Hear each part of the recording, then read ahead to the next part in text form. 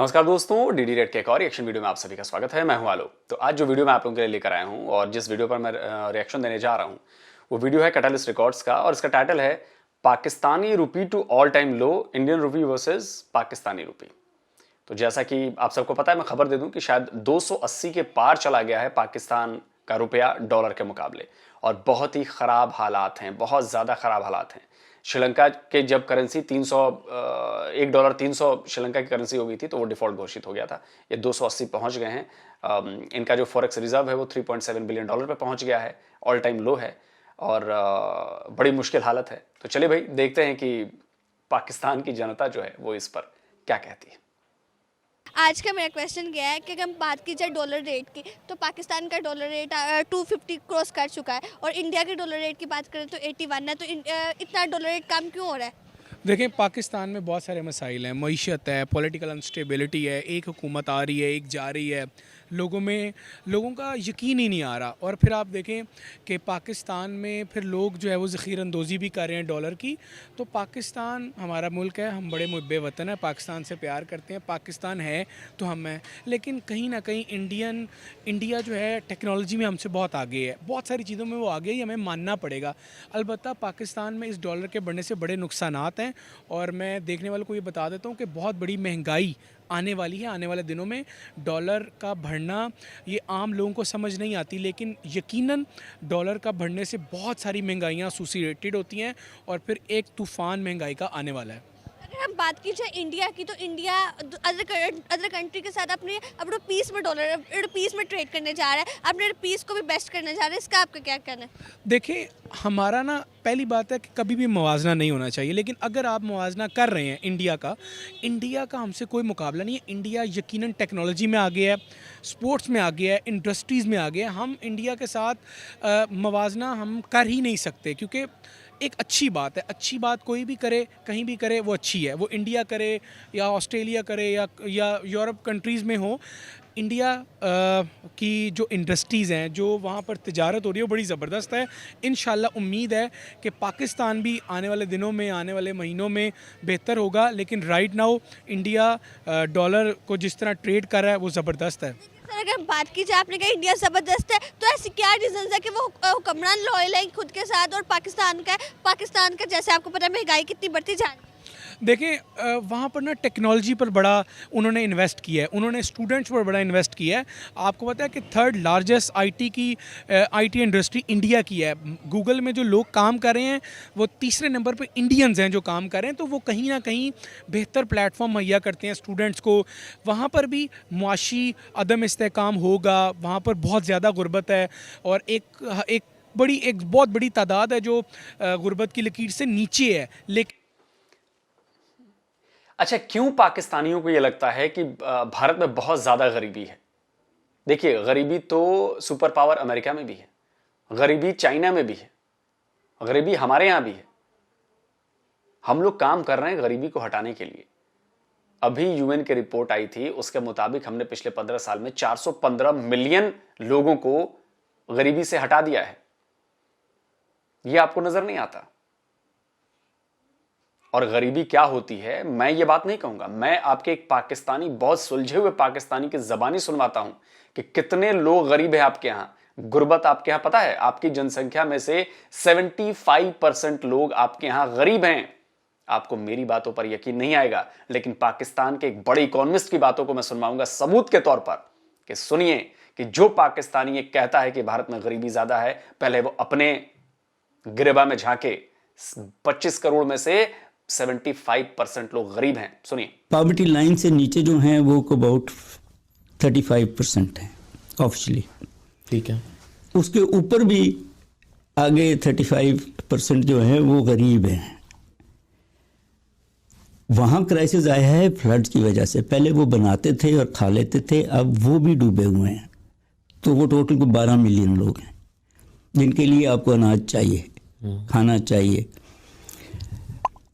इसके ऊपर ये 70-75% लोग तो आपकी पॉपुलेशन ये है जिसका हाल कभी भी ठीक नहीं होगा, क्योंकि आपने स्ट्रेटजी नहीं है, कोई इकोनॉमिक पॉलिसी नहीं है। इनको modern capitalist ways of doing things में लाने की। अब इसे सुनने के बाद भी आप लोग अगर ये जबरन ये कहते रहेंगे कि गरीबी है, गरीबी, हाँ गरीबी है और गरीबी कभी मिटाई नहीं जा सकती, 100% गरीबी नहीं मिट सकती। अगर ऐसा होता तो अमेरिका में गरीबी कब का मिट चुकी होती, क्योंकि उसके पास तो भाई पैसे की कमी नहीं। लेकिन ऐसा नहीं होता। सामाजिक ताना बाना ढांचा जो है भाई है, ये हमें सच्चाई स्वीकार करनी पड़ेगी। हाँ, उसको दूर करने की कोशिशें की जा रही है कि ज्यादा से ज्यादा लोगों के यहां से गरीबी हटा दें। वो काम हम कर रहे हैं। तो शर्म आए तो आगे से गरीबी की बात मत करिएगा। कहीं ना कहीं उनकी जो इन्वेस्टमेंट्स हैं अपनी फील्ड्स में, आईटी में, अब बहुत बड़ी तादाद जो इंडियन स्टूडेंट्स हैं वो आईटी में इंटरेस्ट ले रहे हैं।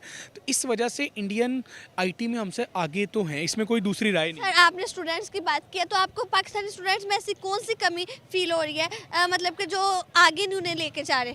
नहीं, पाकिस्तान में टैलेंट बहुत है। पाकिस्तान में प्रमोट नहीं किया जाता क्या? डायरेक्शन नहीं है। मैं आपको इसकी मिसाल इस तरह देता हूँ कि आप एक बस पे चढ़ें और कंडक्टर को अपनी डेस्टिनेशन ही नहीं बता रहे, तो आप पूरे रास्ते घूमते रहेंगे और आपको आके बस उतार देगी, एक ट्रेन उतार देगी। हमेशा काम एक डायरेक्शन में किया जाता है, एक गोल होता है। आप गोल ओरिएंटेड पर्सन बने कि आज मैं ये काम कर रहा हूँ, आइंदा मैं ये काम करूँगा, मेरी ये डायरेक्शन है। तो हम स्टूडेंट्स हमारे पाकिस्तान में जितना टैलेंट है शायद कहीं नहीं है, लेकिन अगेन हमारा जो यूजेज है, हमें रास्ता ही ठीक नहीं बताया जा रहा। हमेशा रास्ते का तयन करने वाला आपका मौसिन होता है, आपको बताने वाला कि आप ये काम कर सकते हैं, ये काम किया जा सकता है। ये इंपॉर्टेंट है। बाकी पाकिस्तान में टैलेंट की कोई कमी नहीं है। सर आपको लगता है कि आपने ये बात पहले की थी कि हुक्मरानों का भी यहाँ पे बहुत है, तो इंडिया के हुक्मरान लॉयल अपनी कंट्री के साथ? मैं इतना ज़्यादा पॉलिटिकली इंडिया को जानता नहीं हूँ, ना मेरी कुछ पे ज़्यादा रिसर्च है, लेकिन कहीं ना कहीं कुछ बेहतरी ज़रूर है, जिस वजह से वो मुआशी तौर पर, टेक्नोलॉजी में और इंडस्ट्री में हमसे बेहतर है। लास्ट में कोई इंडियन अवाम के लिए मैसेज? देखिए, मैं जैसे आपसे गुजारिश किया, मैं बहुत ज़्यादा इंडियंस के बारे में नहीं जानता, लेकिन they are very good in IT field, और इंशाल्लाह पाकिस्तान बहुत जल्द हर फील्ड में एक बड़ी ज़बरदस्त जगह पर होगा। और हमारा पाकिस्तान, हम पाकिस्तान से बहुत मोहब्बत करते हैं और इसकी नेक तमन्नाएं पाकिस्तान के लिए हैं, क्योंकि पाकिस्तान है तो हम हैं, पाकिस्तान समझिए हमारी शारक है। बात कीजिए डॉलर रेट अगर ज़्यादा होता है, जैसे 250 क्रॉस कर चुका है, तो इससे तो क्रॉस होता है 250 क्रॉस कर चुका है, तो इससे ये भी होगा पाकिस्तान में महंगाई और ज़्यादा बढ़ सकेगी। हाँ, ऑब्वियसली बहुत ज़्यादा होगी। अब जो एक जैसे हम लोग यहाँ पे जॉब कर रहे हैं, हमारी जो सैलरी थी उसमें इतनी पावर नहीं रहेगी, परचेजिंग पावर, कि हम जो पहले चीज़ें ख़रीदते थे वो हम उसी सैलरी में दोबारा आप ख़रीदें। और मज़ीद पैसे की जो रुपीज़ है, पीके आ रहा है, उसकी जो वैल्यू है वो कम से कम होती जा रही है डॉलर के बढ़ने से। अगर हम बात करें इंडिया की, तो इंडिया अब अदर कंट्री के साथ ट्रेड ऑफ पीस में करने जा रहा है, तो आपको इसके पीछे क्या लगता है? मतलब उनकी तरक्की क्या है कि वो डॉलर्स को स्टेबल कर चुके हैं, वो पीस को भी स्टेबल करना चाह रहे हैं? इसमें सबसे पहले ये है कि वहाँ पे जो इकॉनमी है, और जो इससे भी पहले ये है कि इंडिया में पॉलिटिकल जो स्टेबिलिटी है वो बहुत ज़्यादा है। पाकिस्तान में पॉलिटिकल स्टेबिलिटी बिल्कुल भी नहीं है, जिसकी वजह से इकॉनमी अफेक्ट करती है। पॉलिटिकल सिचुएशन जो है वो डायरेक्टली इस चीज़ को हिट करती है कि आप इकॉनमी पे बेसिकली। तो यहाँ पे आए रोज़ जो आप पॉलिटिकल सिचुएशन है वो आपके सामने है, जिसकी वजह से सब लोग ये प्रेडिक्शन कर रहे हैं, करते रहते हैं कि अभी और वर्स्ट कंडीशन होगी, तो कोई भी यहाँ पे ट्रेडिंग नहीं कर रहा, तो सब कुछ यहाँ पे रुक जाता है। जबकि इंडिया में ऐसा नहीं है, वहाँ पे पॉलिटिकल सिचुएशन बहुत ज़्यादा स्टेबल है, जिसकी वजह से उनको ट्रेडिंग करने में, अपने बिज़नेस एक्टिविटीज़ करने में कोई भी मसला नहीं आता। वो एज़ यूजुअल जो उनकी चल रही है सिचुएशन वो उसमें कर रहे हैं, और इसीलिए वहाँ पे जो बाहर की जो मल्टीनेशनल कंपनीज़ हैं वो आके इन्वेस्ट कर रही हैं। पॉलिटिकल सिचुएशन की वजह से ही, वर्स्ट होने की वजह से बाहर यहाँ पे आके कोई भी इन्वेस्ट नहीं करता। सर देखिए, आपने कहा ट्रेड, पाकिस्तान में लोग ट्रेड करना तो दूर की बात, यहाँ पे कोई इन्वेस्टर आके इन्वेस्ट ही नहीं करना चाह रहा, क्या रीजंस है इसकी? बिल्कुल जैसे मैंने बताया कि पॉलिटिकल अनस्टेबिलिटी सबसे बड़ी रीज़न है, उसकी वजह से यहाँ पे आगे कोई भी इन्वेस्ट नहीं करेगा। आपको देखें, अगर यहाँ पाकिस्तान के ही लोग यहाँ पे आके इन्वेस्ट ही नहीं करना चाह रहे जी हाँ, वो भी नहीं करेंगे, फ़ौरन से भी लोग नहीं करेंगे, क्योंकि सबको नज़र आ रहा है कि यहाँ पे कोई पता नहीं कल क्या हो जाए, और इस टाइम तो मुल्क डिफ़ॉल्ट कर चुका है। और बात करें इंडिया की, तो इंडिया के मतलब अदर कंट्रीज भी चाहते हैं कि इंडिया के साथ आके अपना बिजनेस करना है, वहाँ पे स्टेबल होना, लेकिन पाकिस्तान के साथ तो कोई भी नहीं चाह रहा। आपको क्या लगता है कि कब तक होगा पाकिस्तान भी स्टेबल? मुझे तो दूर दूर तक कुछ ऐसा नज़र नहीं आ रहा, और इंडिया के साथ जहाँ तक बात है तो पाकिस्तान का इस टाइम इंडिया के साथ कोई कंपैरिजन नहीं बनता। हम फजूल में ये कहते रहते हैं एक बात कि हम ये कर देंगे वो कर देंगे, लेकिन कंपैरिजन ही नहीं बनता। लेकिन सर अगर बात की जाए हमारी आज़ादी की, तो आज़ाद हो दोनों इकट्ठे हुए, सिर्फ एक दिन का डिफरेंस है, वो इतना मेजर डिस्टेंस नहीं है, ठीक है। तो लेकिन फिर आपको क्या लगता है कि वो इतना तरक्की कर और पाकिस्तान नीचे, बीइंग अ पाकिस्तान हमें पाकिस्तान को भी सपोर्ट करना चाहिए। तो फिर मैडम आप शायद नहीं हैं, चलिए आपके लिए भी बात को दोहरा देता हूं मैं। प्लीज इसका कोई लॉजिक मुझे दीजिए कि पाकिस्तान और भारत दोनों एक साथ आजाद हुए थे। आप बताइए कि 1947 से पहले पाकिस्तान नाम का देश मैप पर कहां था? 1947 से पहले पाकिस्तान नाम के मुल्क का जिक्र कहां पे दुनिया में किया जाता था कि पाकिस्तान नाम का एक मुल्क है और वो गुलाम है? पाकिस्तान पैदा हुआ था, पाकिस्तान बना 1947 में, पाकिस्तान आजाद नहीं हुआ। पाकिस्तान बॉर्न, पैदा हुआ, जन्म लिया पाकिस्तान ने। तो खैर आप नई नई आई हैं, लेकिन खैर वही है कि अब हर पाकिस्तानी के दिमाग में तो यही है। तो आप मुझे लॉजिकली आंसर ढूंढ के बता दीजिएगा, क्योंकि भारत तो यहां हजारों साल से है। तो आजाद जो है वो भारत हुआ था, गुलाम जो था वो भारत था, पाकिस्तान नहीं था। पाकिस्तान कभी गुलाम नहीं रहा। अब मैं ऐसे हवा में सपोर्ट करता रहूँ उसका कोई फ़ायदा नहीं है, मैं ना मानूं वाली बात है। लेकिन जैसे कि चीन है, वहाँ पे इनकलाब हमारे भी 2 साल बाद आया था 49 में, तो वो तो इंडिया से भी बहुत ऊपर है। तो अब मैं ना मानूं वाली स्ट्रेटजी को लेके अगर चलना है तो फिर तो मैं कह देता हूँ नहीं पाकिस्तानी, हम पाकिस्तानी एज ए पाकिस्तानी सबसे ऊपर है। लेकिन हमें फैक्चुअल देखनी है चीज़ें कि इनफैक्ट असल में हकीकत रियलिटी क्या है। तो रियलिटी यही है कि इंडिया में पॉलिटिकल सिचुएशन जो है बहुत अच्छी है और वही सारी इस चीज़ इकॉनमी उसी पे बेस्ड कर रही होती है। आपको लगता है कि इंडिया में फॉरेन पॉलिसी कायम है? हाँ, कायम है बहुत अच्छे से। अगर पाकिस्तान में भी फॉरेन पॉलिसी हो तो पाकिस्तान के हालात बेस्ट हो सकते हैं? मसला ये है कि होती नहीं है, और होती ही नहीं है शुरू से। पिछले दौर में तो फॉरेन मिनिस्टर ही नहीं था कोई, तो मसला ये है सबसे बड़ा। अस्सलाम वालेकुम। वालेकुम अस्सलाम। क्या नाम है आपका? जोया खान। क्या कर रहे हैं आप इधर? हम इधर वैसे फिरने आए हुए हैं। हाँ मीडिया, मतलब आपके साथ कौन है? मैं अकेली हूँ। अपने आप का हम करते हैं। जी। ठीक है, आज का मेरा क्वेश्चन है कि अगर बात की जाए पाकिस्तान डॉलर की तो वो 251 क्रॉस कर चुका है, ठीक है। और इंडिया की बात की जाए तो वो 81 है उनका डॉलर रेट। तो आपको क्या लगता है कि ऐसी क्या रीज़न है कि पाकिस्तान का डॉलर रेट इतना महंगा होता जा रहा है? देखिए पहली बात तो ये है कि पाकिस्तान एक स्टेबल कंट्री है। उनकी हुकूमत भी टिकी हुई है, मतलब 8 साल से एक ही बंदा हुकूमत कर रहा है। तो जो हमारा मुल्क है पाकिस्तान है, इसमें हुक्मरान आपस में लड़ते रहते हैं। मतलब हमारा जो मुल्क है, जब तक हमारे जो हुक्मरान है वो नहीं मतलब के प्रॉपर होंगे, प्रॉपरली तरीके से बैठेंगे हुकूमत के लिए, तो हमारा मुल्क तो स्टेबल नहीं हो सकता ना।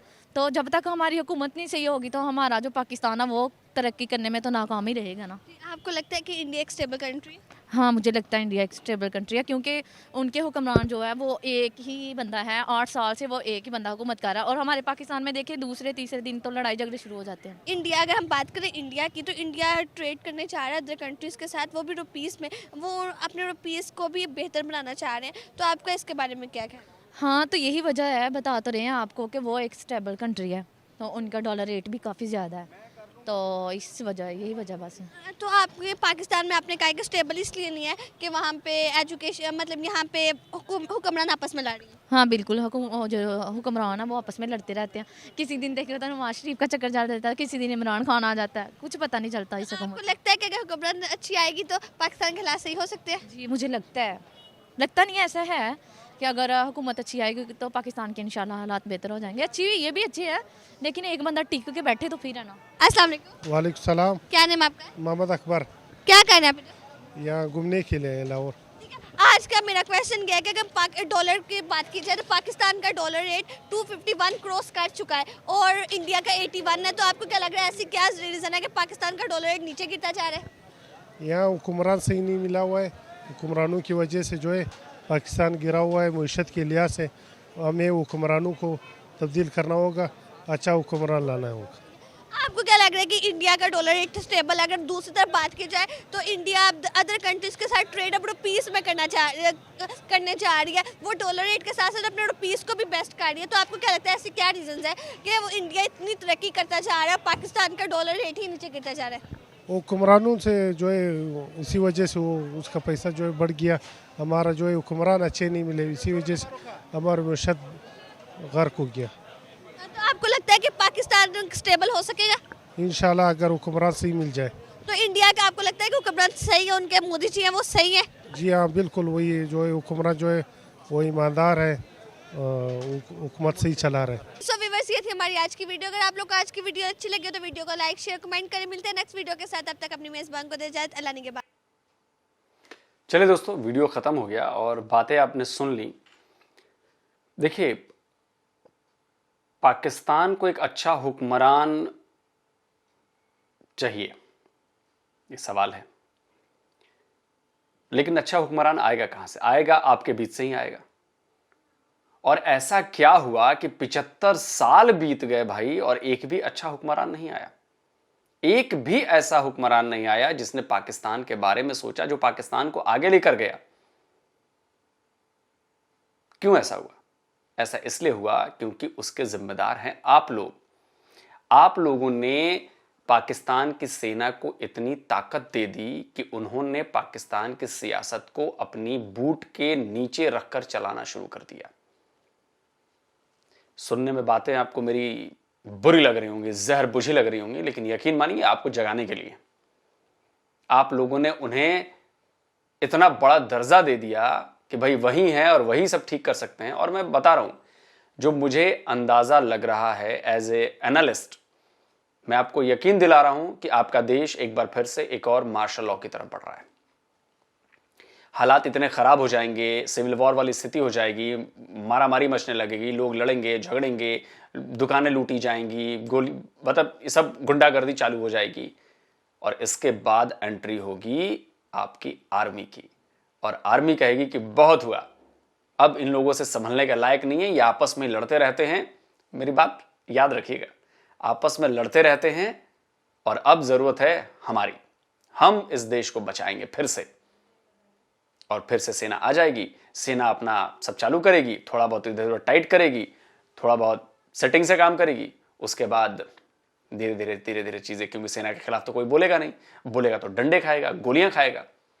उसके बाद लोगों को आदत हो जाएगी, फिर धीरे धीरे सारी जो गर्मी है वो सेना जो है वो लोगों का शांत कर देगी, और उसके बाद फिर काम धंधा चालू वैसे ही। तो आपका देश एक बार फिर से मार्शल लॉ की तरफ बढ़ रहा है, ऐसा मुझे लग रहा है। मैं कह नहीं रहा हूं कि ऐसा हो जाएगा, लेकिन मुझे लग रहा है कि ऐसा होने वाला है।